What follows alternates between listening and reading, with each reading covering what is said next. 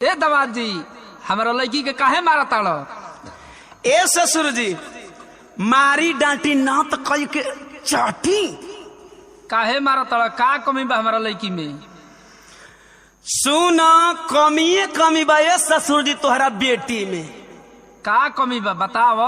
हम तो हाई पढ़ल ससुर जी अनपढ़ आपकी डॉक्टर मांगीला जहिया वाटर देवे ले टमाटर।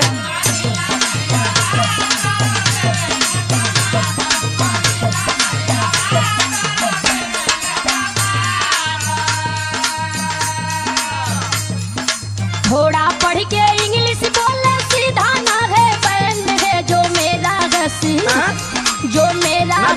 बैंड है पापा जी हाफ मैंड है। बहुत बोला तरिया बहिना बोला तो अरे का बोला थी तो से ढेर बोला थी का।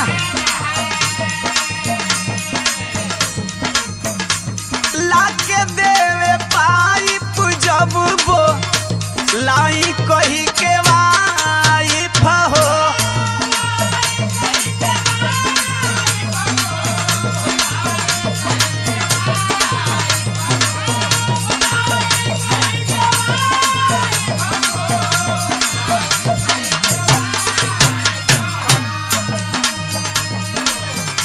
जहिया से आइल बिया नरक भइल लाइफ हो।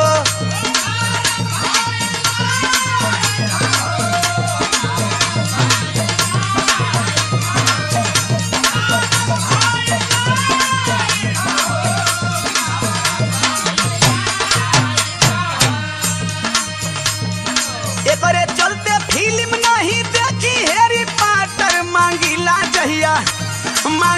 जहिया वाटर देवे ले टमाटर।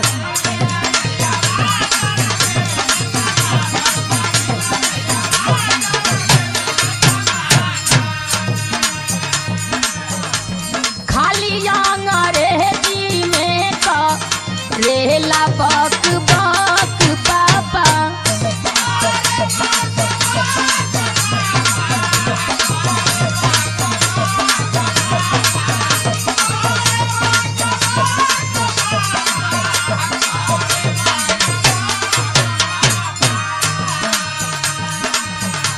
दाल भात बनावे में जाइला थक पापा।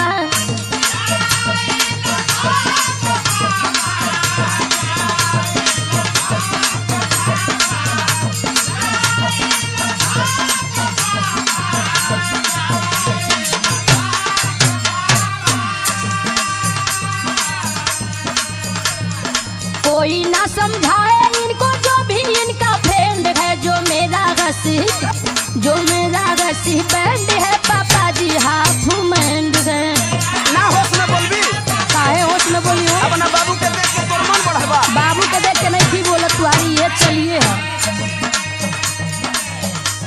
देख हमार जे फ्रेंड बन मुकेश सम्राट यादव है, स्वामीनाथ यादव और जौन डिजिटल देखेला किशोर कुमार जी दिल्ली वाला कुल पढ़ल लिखल बने लोग, कंप्यूटर पढ़ेला अंग्रेजी जाने लो। अरे तुझे कर हिस्ट्री बताओ तारा ना। हाँ। उ लोग भी तुम्हारी दिमाग का। अरे ए ससुर जी दोस्त हमार बाकी तोहरा बेटी को।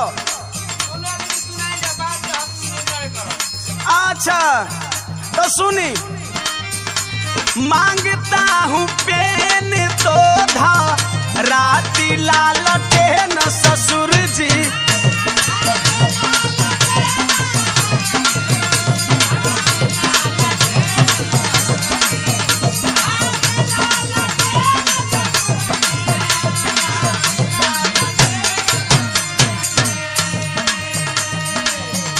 उल्टा सीधा काम कई के फेल कर दी ब्रेन ससुर जी। जितनी झूठ बोले के है बोली ना। झूठ बोला तनी रे। झूठे का पढ़ाई कैले हो तू।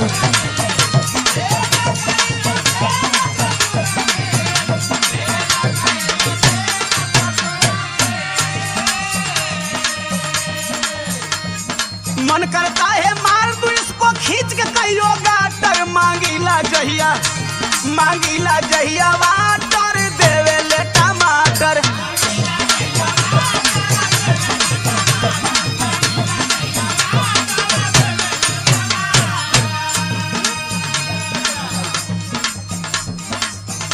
आपन एको गलती तो कहबा ना। का गलती बरे? चिकन चिकन बतिया ले हला। चिकन चिकन न बतियाई। सुना सुना। हाँ सुना। रोजे पी के आवेला तो करेला ठोकाई पापा।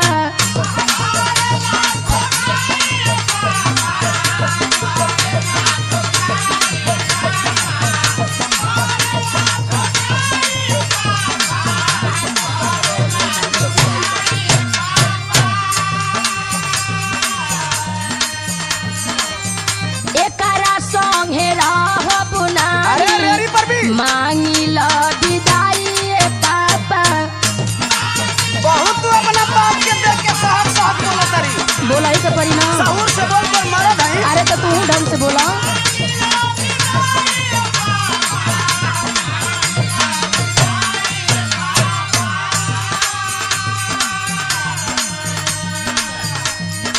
अंड बंड है बकता हरदम छूटा इसका हैंड है जो मेरा